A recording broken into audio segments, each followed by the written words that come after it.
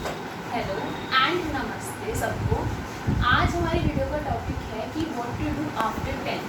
अब 10 तक तो हमारी लाइफ बहुत केक वॉक रही है, सब कुछ बहुत आसानी से चल रहा है, पर 10 के बाद अचानक से हम काफ़ी प्रॉब्लम्स को फेस करते हैं और अगर हमने उन प्रॉब्लम्स को एड्रेस नहीं किया तो आगे आफ्टरवर्ड्स हमें इसके रिजल्ट्स बहुत बुरे देखने पड़ सकते हैं। तो उस चीज़ के लिए हमें पहले से ही प्रॉब्लम्स जो आएंगी उनके लिए रेडी रहना चाहिए। तो आज हम उन्हीं प्रॉब्लम्स के बारे में डिस्कस करेंगे और उनका सॉल्यूशन पाएंगे। तो सबसे कॉमन जो प्रॉब्लम आती है बच्चों को, वो आती है स्ट्रीम सिलेक्शन को लेकर, जो कि हम कौन सी स्ट्रीम लें, साइंस में जाएं, ह्यूमैनिटीज़ लें, आर्ट्स लें, कॉमर्स लें, क्या लें। तो इसी चीज़ को देखने के लिए अब कुछ बच्चे क्या करते हैं, उन्हें जैसे मैथ्स पसंद नहीं होता तो वो पीसीबी ले लेते हैं अगर उन्हें साइंस सब्जेक्ट्स पसंद होते हैं, है ना, फिज़िक्स केमिस्ट्री। और कुछ बच्चों के साइंस के लिए आजकल बढ़ता रुझान इस वजह से भी होता है कि पेरेंट्स को और हमारे आसपास के रिलेटिव्स को लगता है कि हाँ साइंस में जाएगा बच्चा तो अच्छा ही करेगा और बाकी जो स्ट्रीम्स हैं वो शायद अच्छी नहीं है। तो इन सब चीज़ों को लेकर भी हम डिस्कस करेंगे कि क्या क्या करियर ऑप्शन हो सकते हैं, क्योंकि हम अपनी स्ट्रीम सिर्फ इस वजह से, सिर्फ इस चीज़ को देखकर नहीं डिसाइड कर सकते कि हमें क्या अच्छा हमें क्या अच्छा लगता है। ये तो है ही, it is a primary thing, but इसके अलावा हमें करियर ऑप्शंस भी पता होने चाहिए कि हाँ इसके बाद इन सब्जेक्ट्स को करने के बाद अगर हमने इनको 2 साल पढ़ लिया अपने 11th-12th में, उसके बाद हम किन किन चीज़ों में जा सकते हैं। एंड जैसे कुछ बच्चे होते हैं ना कि उन्हें पता होता है कि हाँ हमें इंजीनियर बनना है तो वो पीसीएम ले लेते हैं, उस हिसाब से भी बच्चे करियर ऑप्शंस को देखकर भी बच्चे अपनी स्ट्रीम सेलेक्ट करते हैं। तो आइए हम करियर ऑप्शंस पे देखते हैं।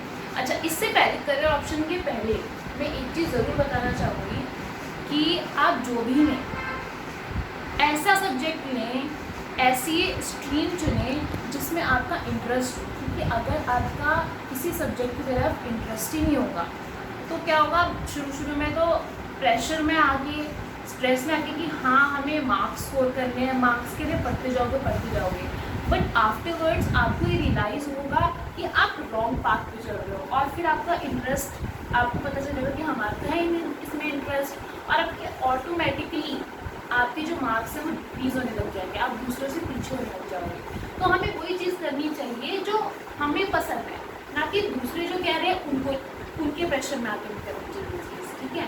तो अब हम करियर ऑप्शंस को देखेंगे कि क्या क्या हो सकता है डिफरेंट स्ट्रीम्स में। आपको ओवर पता होना चाहिए कि हाँ मेन में क्या क्या हो सकता है, ठीक है। तो सबसे पहले साइंस में 2 कैटेगरीज में बढ़ जाते हैं लोग। पहली होती है पीसीएम, ठीक है, और दूसरे होता है पीसीबी। जैसे कि मैंने पहले भी स्टेट किया कि बहुत सारे बच्चे को मैथ्स पसंद होता है तो वो मैथ्स में चले जाते हैं, कुछ बच्चों को मैथ्स से बहुत डर लगता है तो वो सोचते हैं चलो बायोलॉजी ले लेते हैं। अब जैसे और कुछ बच्चों का ये भी होता है, लाइक मेरा क्या था, मुझे मैथ्स तो पसंद थी एंड मेरे साथ ये भी था कि मुझे बायोलॉजी में मेरे बिल्कुल अच्छे मार्क्स आते थे क्लास 10 तक, ठीक है। तो उस हिसाब से अगर हम पीसीएम की बात करें, पीसीएम में आप बीई कर सकते हो, ठीक है, इंजीनियरिंग कर सकते हो। इंजीनियरिंग के लिए आपको जेईई मेंस का एग्ज़ाम देना पड़ता है, उसके हिसाब से फिर आपकी रैंक आती है और फिर काउंसलिंग स्टार्ट होती है, जिसकी वजह से फिर उसके आफ्टरवर्ड्स आपको कॉलेज अलाउड होता है, ठीक है। लॉ भी कर सकते हैं आप पीसीएम में जाके बाद में। आर्किटेक्चर, एक बी आर्क का पेपर भी होता है जो एनटीई कंडक्ट करवाती है जेईई मेन के साथ, बी आर्क का भी पेपर होता है। देन डिफेंस एंड रिलेटेड, जैसे आपका एनडीए का पेपर होता है, एनडीए में भी आप बैठ सकते हैं ना, नेवी में जा सकते हैं आप, एयरफोर्स में जा सकते हैं, आर्मी में जा सकते हैं। अब इसके अलावा आप बीएससी कर सकते हैं, बैचलर ऑफ साइंस, ठीक है, ये जस्ट एक डिग्री होती है। इसके बाद आपकी जॉब नहीं लगती, लेकिन हाँ फिर उसके बाद आप प्रिपरेशन कर सकते हैं डिफरेंट जॉब्स की। रिसर्च में आप जा सकते हैं, एजुकेशन टीचिंग में अगर किसी को पढ़ाने का शौक है तो अपने पीसीएम सब्जेक्ट्स को लेकर आप टीचर बन सकते हैं, प्रोफेसर बन सकते हैं। फार्मेसी एंड कमर्शियल पायलट बन सकते हैं, रेलवे में भी हम जा सकते हैं, ठीक है। अब इसके बाद हम पीसीबी में आ जाते हैं, ठीक है। अब कुछ बच्चों को बस डॉक्टर का ही पता होता है कि हाँ हमें डॉक्टर बनना है। अब डॉक्टर बनना है क्योंकि कुछ ही इंडिया में मेनली कुछ ही चीज़ें, कुछ ही करियर ऑप्शन हमें मेनली पता होता है, जैसे इंजीनियरिंग, डॉक्टर, कुछ ही क्लास 10 के वाले क्या ही पता होता है बच्चों को, ठीक है। तो लेकिन इसके अलावा भी लेकिन PCM में और चीज़ें भी हैं, जैसे मेडिकल में जो लोग MBBS में नहीं जा पाते, नीट का एग्ज़ाम होता है, नीट UG का आपकी क्लास 12 के बाद, जिसके अकॉर्डिंग फिर आपको अलॉट होते हैं कॉलेजेस। कुछ को MBBS मिलती है, कुछ को BDS, मतलब ये फिर नीचे होती जाती है, BDS, BHMS, BAMS, BUMS and BSMS। Now इसके अलावा आप रेडियोलॉजिस्ट बनना चाहते हैं, वो आप बन सकते हैं, फिजियोथेरेपी, क्लिनिकल रिसर्च, ऑडियोलॉजी, कुछ भी जा सकते हैं। अच्छा, BSc अगर जैसे बच्चों को ना उसने PCB लेनी है, उसमें भी आप BSc कर सकते हैं, बैचलर ऑफ साइंस। फार्मेसी भी कर सकते हैं, BSc और फार्मेसी लेकर PCM में भी एंड PCB में भी। साइकोलॉजिस्ट बन सकते हैं आप इसके थ्रू।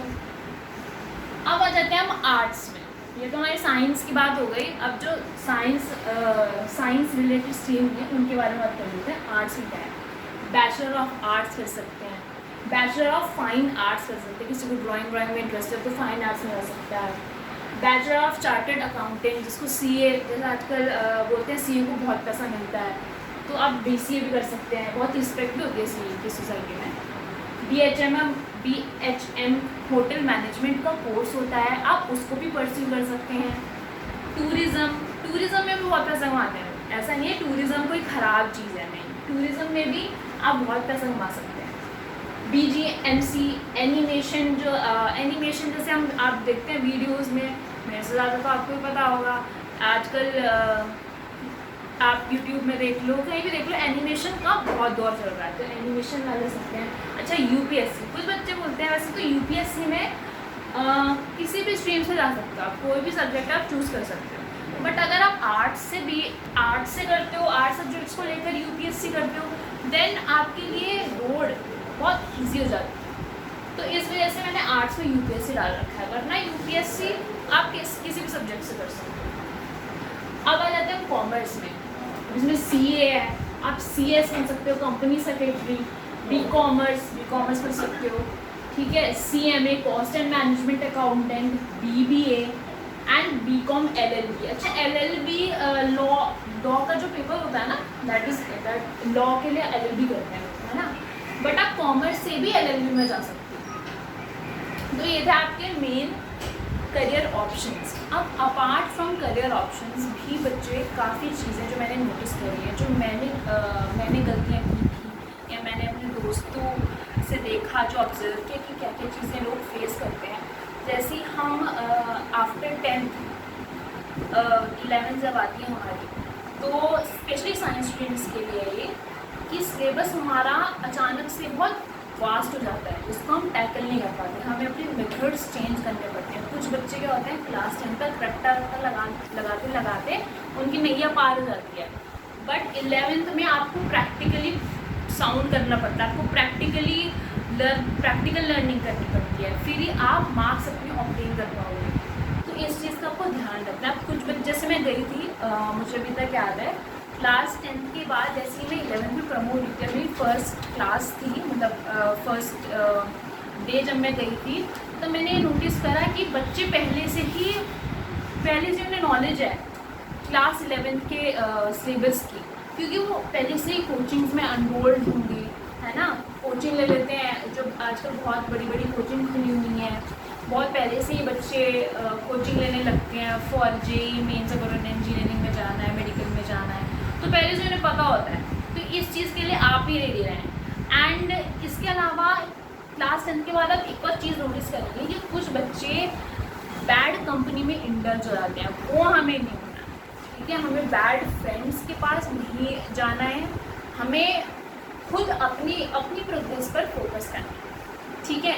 एंड कभी भी इसमें जैसे थॉट भी करता है मैंने आपके लिए, don't compare yourself with others. हमें कभी भी अपने को दूसरों से कंपेयर नहीं करना चाहिए, क्योंकि सबकी अलग लाइफ जर्नी होती है और हमें इंजॉयमेंट के साथ सब कुछ करना चाहिए, ठीक है। So that's it for today's video, and don't forget to like, comment and subscribe to the channel.